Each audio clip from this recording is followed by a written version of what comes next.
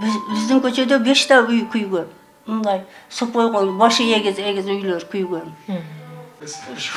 Шетке келип батып калдым да, балам боозум. Каяктарга бардым дейм. 75 жаштагы Таалай Садированын жыл аягына чейин Баткендеги өз үйүнө кайтуу максаты ишке ашпай калды. Ал 3 айдан бери келини неберелери менен Жалал-Абад шаарында баш калкалап келүүдө. Анткени сентябрь айындагы тажик тараптын агрессиясында турак жайы толугу менен талкаланган. Жалал-Абад облустар аралык ден соолукту калыбына келтирүү бакыт борборунда Таалай Садирова сыяктуу Баткенден келип убактылуу жер которгон 11 жаран бар. Аларда үйлөрү толук бүтпөгөндүктөн кайта албай жүргөндөр. Бардык жокубуз талкаланган. Şu кийим менен келгенбиз. Şu жерде шүгүр энди элдер кийим берди, кийип жай берди. Мына 2 айдан бери 2 айдан ашып калды. Жашап жатабыз. 4 та неберем бар, келиним, 6 киши жашайбыз. Үйүбүз энди билбеймин. Дагы бир айда бүтүп калабы. Плита кое элек экен ал үстүгө. Ал жакта ким бар силер үйүңөрдү мынтип карап курулушка? Балам бар битте. Ошо бала энди онукумунукуда жатып, ушинтип жүрөт, конок болуп өзү 2-3 айдан бери. Тамак аш жагынан шаардык мэрия менен обул администрация 3 маал тамагын, продукттарын бизге алып келип берип турат. 3 ай болуп калды. 3 айдан бери ушул жерде биздин как коллективде апабыздай дегенде балабыздай эң кичинекей кызынан көрдүңүздөр.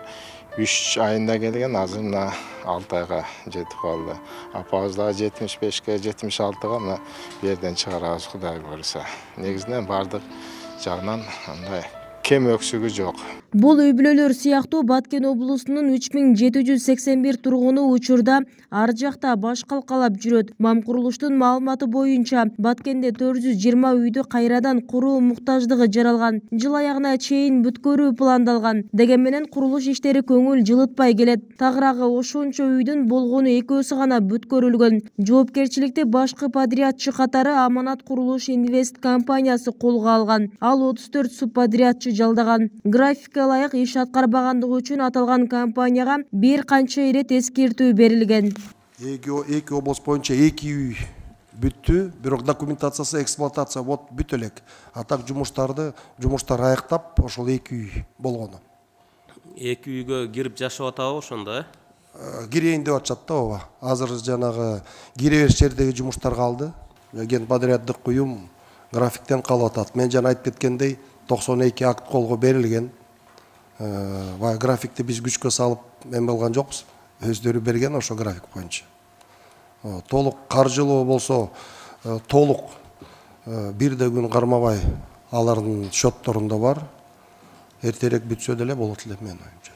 Бул маселе парламенттик комитетте катуу сынга калды. Анда Баткенде талкаланган үйлөрдү куруп жаткан башкы подрядчы компаниянын жетекчиси изделип жатканы айтылды. Ишти кечеңдеткен үчүн айып пул санкциялар бар. Ошондой эле курулуш иштерине 1 миллиард 300 миллион сом которулганы. Бул жалпы сумманын 94% экени белгиленди. Депутаттар бир гана курулуш компаниясы тандалып алынганын, ал алган акчасынын 30% боюнча эле отчет бергенин сындашты. Депутат Тазабек Икрамов жаралган жагдайды бийликке жана президент Садыр Жапаровдун өзүнө жасалып жаткан саботаж деп сыпаттады. Анан Нуртай Залынкулович, мына өзүңүздүн подрядчыңыз жана Аманат Курулуш Инвест деген бүгүн келбей да койду. Биз да ошо жетекчисин бүгүнкү чейин таппай атабыз, ачык. Башка компаниялар иштеп алып акчасын ала албай жүрүшөт бүгүнкү күнгө чейинчи. Иштеп, даярдап бүтүрүп коюп. Кээ бирөөсү давайт айтып коюп, а силер мына акчасын толук которуп берип коюп, же бир эчтеке сүйлөй албай, же бир эчтеке кыла албай жүрөсүңөр да. Президентибиз Садым Нуркожоевичке жасап аткан саботаж деп айтсак болот да. Мына бул жерде элдердин наразычылыгын күчө тутасыңар. Бул жерде дагы айтып коесуздар, уялбай туруп, элдер качественный кылып бүтүрүп берсин деп. 2 жылда анда алтындан унитаз коюп бүтүрүп берилди андай, бир 2 жыл 3 жыл созуп. Чындыгында мына азыркы биздин мамлекетке болуп аткан кыянаттык да бул жердечи.